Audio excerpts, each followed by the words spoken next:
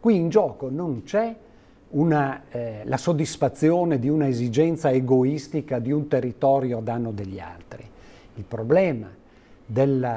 riordino della Repubblica, una delle più grandi difficoltà nelle quali ci siamo imbattuti, posso dire mi sono imbattuto, è la seguente: non si riesce a stabilire un punto di partenza,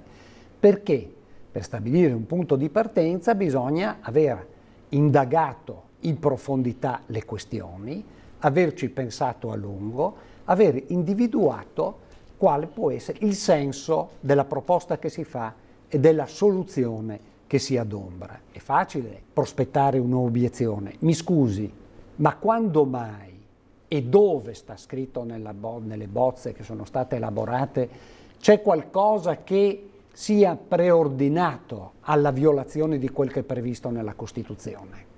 Dopo, per l'amore di Dio, se scendiamo in profondità si può anche dire che ci sono delle soluzioni che sono meno conformi piuttosto che conformi. Si tratta di trovare un punto di equilibrio,